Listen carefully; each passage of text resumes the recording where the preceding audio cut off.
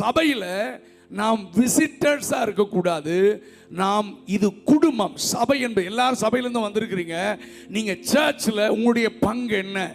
சபையில் நீங்கள் எப்படி ஆக்டிவாக இருக்கிறீங்க? ஒரு ரட்சிக்கப்பட்ட ஒரு மனிதனுடைய அடையாளமே அவன் எப்போ பார்த்தாலும் சர்ச்சை சுற்றி சுற்றி வருவான். ஆமாம், நாங்களாம் அப்படி தான். ரட்சிக்கப்பட்ட ஆரம்பத்தில் பாஸ்டரே போடா வீட்டுக்குனாலும் போக மாட்டோம். நைட்டு அங்கேயே படுத்துக்குவோம். என் வீடு சபை கோயம்புத்தூரில் எங்கள் சர்ச்சில் இருந்து ஒரு 12 கிலோமீட்டர்.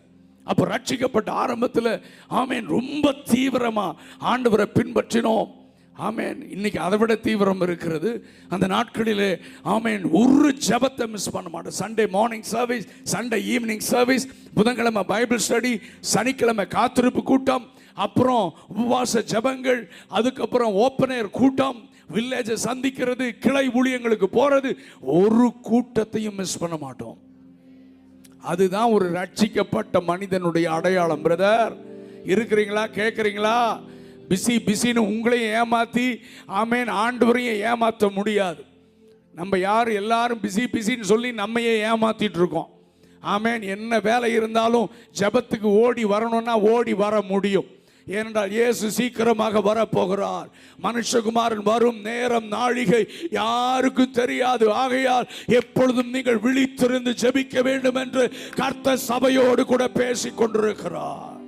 கரங்களை உயர்த்தி அல்லேலூயா சொல்லுங்க பார்க்கலாம். எப்பெல்லாம் சான்ஸ் கிடைக்குதோ உபவாச ஜெபமா ஓடி வாருங்கள், பைபிள் ஸ்டடியா ஓடி வாங்க. ஆமென், ஹல்லேலூயா. அப்போ ஒரு கூட்டத்தை மிஸ் பண்ண மாட்டேன். அப்போ சண்டே வாலிபர்கள் இளம் பிள்ளை கவனிங்க. Sunday morning 9 o'clock service. Saturday 8 மணிக்கு கூட்டம், காத்திருப்பு கூட்டம் முடிஞ்சிடும். 8 மணிக்கு எல்லாரும் ஓடிடுவாங்க. எங்கள் பாஸ்டருடைய வீடு அங்கேயே தான் இருந்தது, யாருமே இருக்க மாட்டாங்க. அப்போ நான் கிட்டார் வாசிப்பேன். அப்போது நான் என்ன செய்வேன், நான் எல்லாம் போனதுக்கப்புறம் அங்கே சர்ச்சில் ஒரு 60 watts ஆம்பிளிஃபயர் தான், சின்ன சின்ன பாக்ஸ், 4 பாக்ஸு, மைக்கு, பழைய காலத்து மைக்கு, அதெல்லாத்தையும் செக் பண்ணுவேன். என்கிட்ட சால்ட்ரிங் அயன் இருக்கும், எல்லா கேபிளும் கரெக்டாக இருக்கான்னு பார்ப்பேன். அப்புறம் எல்லாத்தையும் கீழே பாயெல்லாம் போடுவேன். நான் கிட்டார்லாம் டியூன் பண்ணி வச்சுட்டு வீட்டுக்கு நான் 10 மணிக்கு தான் போவேன். நான் அடுத்த நாள் காலையில் 9 மணி ஆராதனை. ஒரு நாள் கூட நான் 9 மணிக்கு வந்ததில்லை. 8 மணிக்கு எங்கள் சபையில் நான் முதல் ஆளாக இருப்பேன். மறுபடியும் எல்லா சேட்ஸ் எல்லாம் தொடச்சிட்டு ஆராதனைக்கு நான் ஆயத்தமாக இருப்பேன். ஆமென். சபைக்குள் உனக்கு ஒரு ஓட்டம் இருக்கிறது வாலிப தம்பி. இன்னைக்கு நிறைய பேர் சண்டே மார்னிங் சண்டே கிறிஸ்டியன்ஸாக மாறிட்டான். என் ஆத்மாவை சொல்றதுக்குள்ள பைக்கை ஸ்டார்ட் பண்ணி எங்கே போறான்னே தெரியல. ஆமென். சபை என்றால் குடும்பம். சண்டே சர்வீஸ்க்கு வந்தீங்கன்னா நீங்கள் நின்று எல்லாரையும் விசாரித்து விட்டு ஐக்கியப்பட்டுட்டு தான் வீட்டுக்கு போகணும். ஹலோ, உங்கள் ஊரில் இறைச்சி கடை 24 hours இருக்குது போல இருக்கு. பேசாமல் இங்கேயே வந்துடலாம் போல இருக்கு. இருக்கிறீங்களா இல்லையா? அதனால் அவசரப்பட்டு ஓடக்கூடாது. நான் பிஎன் புதூர் ஃபுல் காஸ்பிள் சபையில் அங்கமாக இருக்கிறேன். நல்ல கவனிங்க. ஏன்னா எங்கள் சபையில் இருக்கிறத நாங்கள் சொல்ல முடியும் இல்லைங்களா? அப்போ தான் உண்மையாக இருக்கும். நீங்கள் வேணால் ஃபோன் பண்ணி கேட்டுக்கோங்க.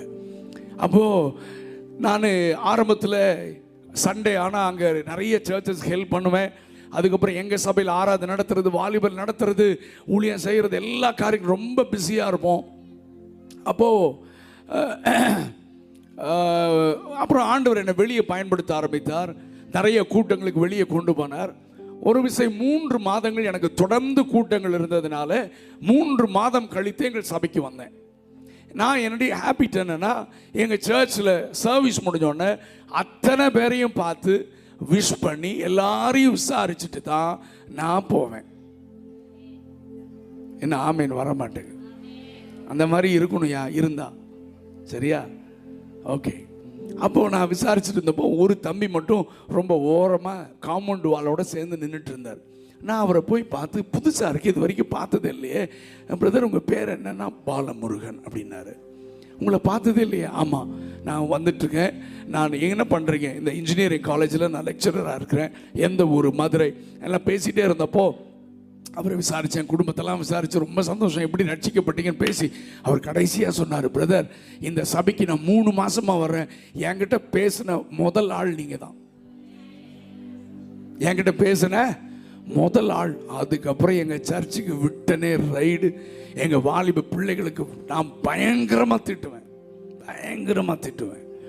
ஆமேன். எங்கள் சர்ச்சில் நான் போனேன்னா பாஸ்ட் நீங்கள் பிரசங்கம் பண்ணுங்கன்றார் முதல்ல. இப்போ தான் வருஷத்துக்கு ஒரு முறை கூட போக முடியுது. நான் பிரசங்கத்துக்கு எந்திரிச்சேன்னா எல்லாருக்கும் வயிற்ற கலக்கும். ஏன்னா எல்லாருடைய நிலைமை எனக்கு தெரியறதுனால வசனத்தை எடுத்து எல்லாருடைய அந்த சத்தியத்துக்கு நேரம் திரும்புறதுக்கு நான் சொல்லுவேன். ஓகே ஃபைன், நல்லா கவனிங்க. வாலிபர்களுக்கெல்லாம் பயங்கரமாக ரைடு விட்டேன். அதுக்கப்புறம் நீங்கள் ஒழுங்காக ஆமேன் வர்றவங்களை வெல்கம் பண்ணணும், வர்ற ஆட்களை நீங்கள் விசாரிக்கணும், எல்லாரையும் போய் விசாரித்து ஜெபம் பண்ணணும்னு சொல்லி எங்கள் வாலிபர்களுக்கு நான் ட்ரைனிங் கொடுத்தேன். அப்போ சபை என்பது அட்டண்டன்ஸ் போட்டுட்டு போகிற இடம் அல்ல. சபையில் நமக்கு கர்த்தர் ஒரு ஓட்டத்தை வைத்திருக்கிறார். எல்லா விசுவாசிகளும் நாம் ஊழியக்காரரோடு சபையோடு இணைந்து செயல்பட்டால்தான் சபை அடுத்த எல்லைக்கு கர்த்தர் சபையை அழைத்து செல்வார். சபையுடைய வளர்ச்சி, சபையில் ஆத்தும ஆதாயம், சபை இன்னும் தேவன் விரும்புகிறது போல வளர வேண்டுமானால் நாம் எல்லாரும் இணைந்து செயல்பட வேண்டியது மிக அவசியமாக இருக்கிறது. கரங்களை உயர்த்தி அல்லேலூயா சொல்லுங்க பார்க்கலாம். ஹல்லேலூயா. இந்த கூட்டம் அதுக்கப்புறம் ஆமேன் யூத் பிரேயர் ஆமேன் அதை நடத்தணும். யூத்துக்கு தனியாக, யங் கேர்ள்ஸ் தனியாக, யங் பாய்ஸ் தனியாக, ஆண்கள் தனியாக கூடி ஜெபம், பெண்கள் தனியாக கூடி ஜெபம். சபையில் இப்படி ஜெபங்கள் இருக்க வேண்டும். ஆண்கள் கவனிங்க, சகோதரர்கள் கவனிங்க. உங்களுடைய ஆண்களுடைய ஜெபம் இந்த சபையிலே, நீங்க போகிற சபையிலே ஆண்கள் கூடி ஒரு நாள் ஒரு வாரத்தில் 1 மணி நேரமாவது நீங்கள் கூடி ஜெபிக்க வேண்டும். அது உங்களுடைய ஆவிக்குரிய வாழ்க்கைக்கும் பிரயோஜனமா இருக்கும், சபையுடைய வளர்ச்சிக்கும் பிரயோஜனமாக இருக்கும். அதே போல வாலிபர்கள் தனியா, வாலிப பிள்ளைகள் தனியா. நீங்க ஏற்கனவே இந்த சபையில ஜெபித்து கொண்டிருக்கலாம். நான் மறுபடியும் I want to encourage you. நாங்கள் நாள் கணக்கா ஜெபம் பண்ணுவோம். ஆமீன். விடிய விடிய ஜெபம் பண்ணுவோம். ஹல்லேலூயா. அப்படி ஜெபம் பண்ணும்போது சபையில வல்லமையான கிரியை நடப்பதை பார்க்கலாம். ஆமென். ஹல்லேலூயா. வாலிபர்களை நான் உற்சாகப்படுத்துறேன், வாலிப பிள்ளைகளை உற்சாகப்படுத்துகிறேன். ஆமென். சகோதரிகள் நிச்சயமா ஜெபம் பண்ணுவீங்க. ஆனா இன்னும் ஒரு சில எல்லா சகோதரர்களும் இணைந்து ஜெபம் பண்ணுங்க. ஜெபம் தான் எழுப்புதலுக்கு அஸ்திவாரம். ஜெபம் தான் சபை வளர்ச்சிக்கு மிக முக்கியமானது. நாம் ஜெபிக்கும் பொழுது கர்த்தர் வான மண்டலங்களிலே கிரியை செய்கிற பொல்லாத ஆவிகள் பலவீனப்படும். பிசாசு கட்டி வைத்திருக்கிற எல்லா கட்டுகளும் அறுக்கப்பட்டு ஆத்துமாக்கள் சபைகளை தேடி ஓடி வருவார்கள். ஒரு அல்லேலூயா சத்தமா சொல்லுங்க பார்க்கலாம். ஜெபம் இல்லாமல் எழுப்புதல் இல்லை. ஜெபம் மிக முக்கியம். அப்போ சபைக்குள்ள ஓடுற ஓட்டத்தை நான் சொல்லிட்டே இருக்கலாம். இந்த மாதிரி எல்லா விதத்திலும் இன்வால்வ் பண்ணி நாம் தேவனுடைய ராஜ்யத்தை கட்டணும். சரி, அந்த ஓட்டத்தை நான் இப்படியே விட்டுறேன். அடுத்த 2வது ஓட்டத்திற்கு நேராக நான் உங்களை அழைத்து செல்ல விரும்புகிறேன். வாசியுங்கள். 1 சாமுவேல் 17:48 வாசிங்க. அப்பொழுது அந்த பெலிஸ்தன் எழும்பி தாவீதுக்கு எதிராக கிட்ட வருகையில் தாவீது தீவிரமாய் அந்த சேனைக்கும் அந்த பெலிஸ்தனுக்கும் எதிராக ஓடினான். கவனிங்கள், முதல் ஓட்டம் கர்த்தர் நம்முடைய சபையிலே முதலாவதாக நாம் ஓட வேண்டும். நான் எப்பொழுதுமே சொல்லுவேன், நாம் வைக்கப்பட்டிருக்கிற சபையில் உண்மையாக ஓடாதவனை கர்த்தர் வெளியே எதிரியின் சேனையில் ஓட வைக்க மாட்டார். ஆமென். அப்போ நம்ம சர்ச்சில் இருக்கிற ஊழியங்களிலே, ஆமென், ஜெபங்களிலே நாம் உண்மையாக சபையோடு இணைந்து சபை வளர்ச்சிக்கு, சபைக்கு கர்த்தர் கொடுத்த தரிசனத்திற்கு ஆமென் நாம் இணைந்து ஜெபித்து நாம் முயற்சி எடுத்தால் ஆமென் கர்த்தர் அந்த உண்மையை பார்த்து கர்த்தர் நெக்ஸ்ட் லெவல்ல கர்த்தர் நம்மை உயர்த்துவார். எதிரியின் சேனைக்குள்ளே ஓடுவதற்கு நம்மை கர்த்தர் பயன்படுத்துவார். இது என் அனுபவத்தை நான் சொல்றேன், என் அனுபவத்தோடு கலந்து தான் சொல்லுகிறேன். இப்ப தாவீது முதல்ல கேட்டா அப்பா என்ன ஓட சொன்னார். கவனிங்க, முதல்ல ஏண்டா ஓடுறேன்னா என்ன சொல்லுவாரு? சொல்லுங்க சத்தமா. அப்பா என்ன ஓட சொன்னார். எதுக்கு ஓட சொன்னாரு? உங்ககிட்ட நான் கொடுக்கறத மற்றொரு இடத்துல கொடு. அப்போ விசுவாசிகள் எல்லாரும் ஈக்குவலா இருக்க மாட்டாங்க. ஸ்பிரிச்சுவல் ஸ்டாண்டர்ட்ல ஒரு சிலருக்கு நல்ல கிருபை இருக்கலாம், ஒரு சிலருக்கு இன்னொரு கிருபை இருக்கலாம். ஏன் சபை கூடுதல், இதை குடும்பமாக கர்த்தர் இணைத்திருக்கிறார், ஒரே சரீரமாக இணைத்திருக்கிறார் என்றால் ஒரு அவயவம் பாடுபடும் பொழுது இன்னொரு அவயவம் உதவி செய்ய வேண்டும். சொல்லுங்க பார்க்கலாம். ஆமென். ஆமா, விசாரிக்கணும், அன்பா விசாரிக்கணும். போன வாரம் உங்களுக்கு உடம்பு சரியில்லைன்னு பாஸ்டர் சொன்னாரு, எப்படி இருக்கீங்கன்னு நீங்க கேட்டாலே மிச்சம் இருக்கிற பலவீனம் எல்லாம் ஓடி போயிடும். ஒரு அல்லேலூயா சொல்லுங்க. ஆமென்.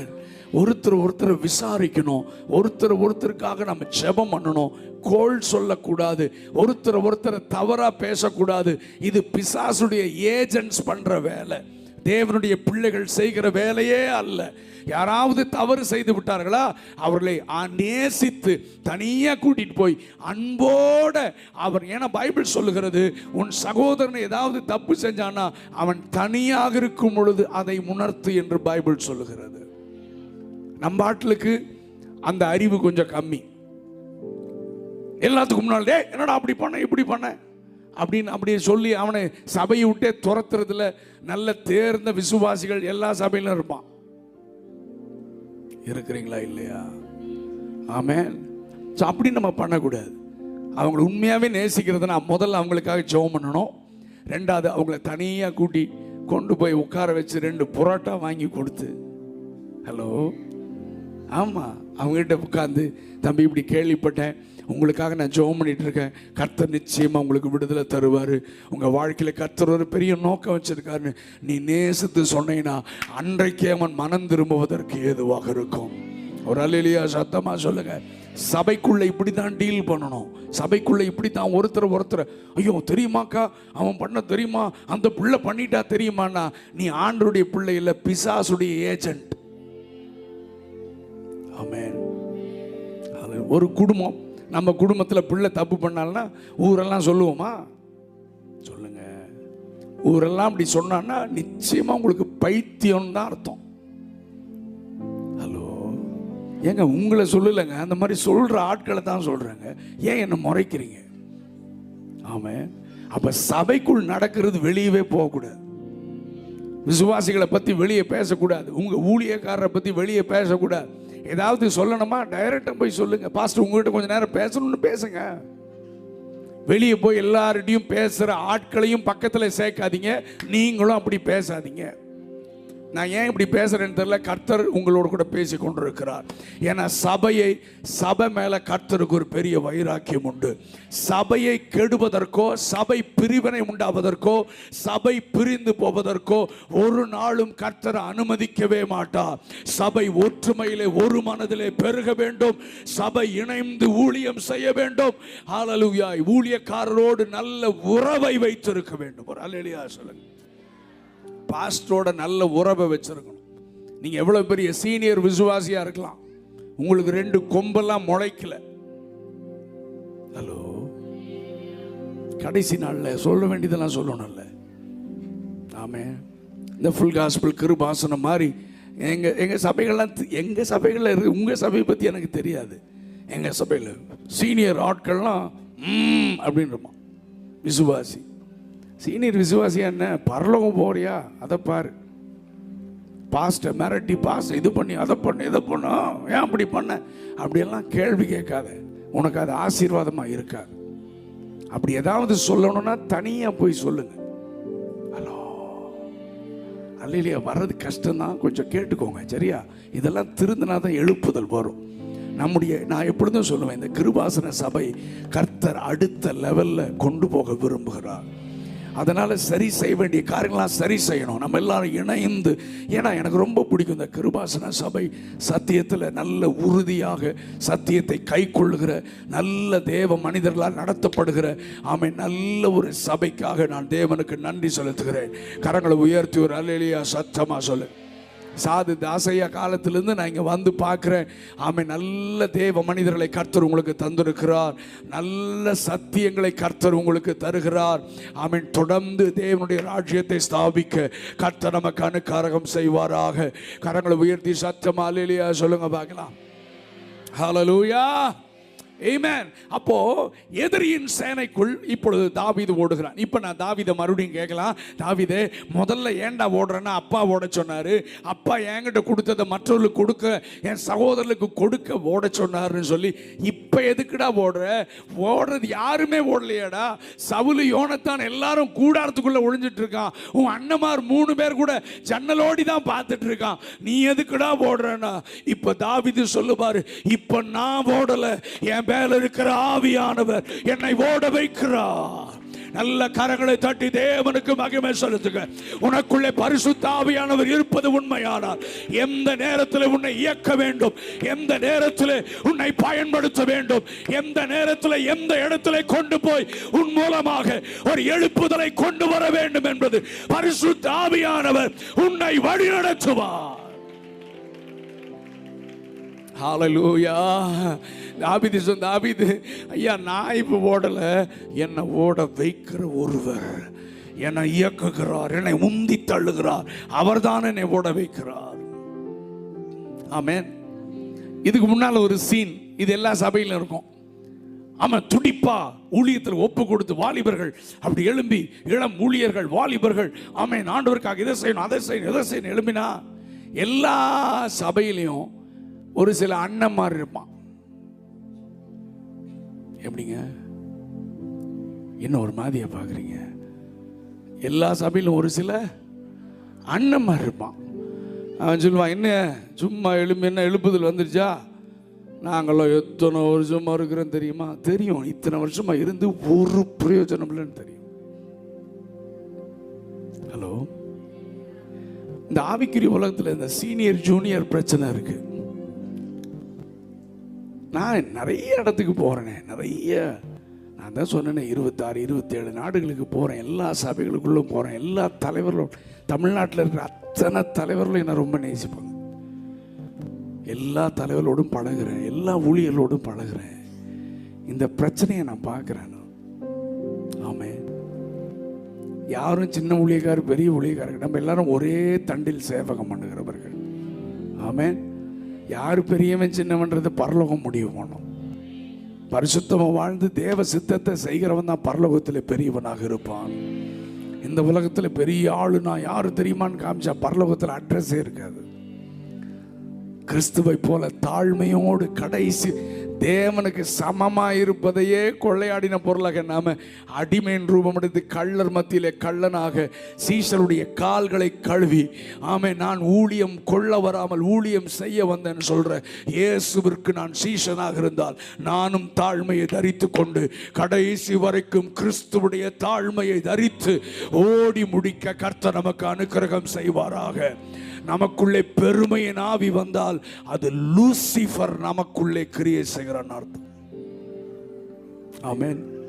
அதனால தான் சாரோல் நவரோஜி பண்ணாங்க, தாழ்மை உள்ளவரிடம் தங்கிடுதே கிருபை. பாடுங்க சேர்ந்து, தாழ்மை உள்ளவரிடம் தங்கிடுதே வாழ்நாடெல்லாம் அது போதுமே, சுகமுடன் தம்பேலமுடன் வாழ்நாளெல்லாம் அது சுகமுடன் தம்பேலமுடன் சேவை செய்ய கிருபை தாருமே, சேவை செய்ய கிருபை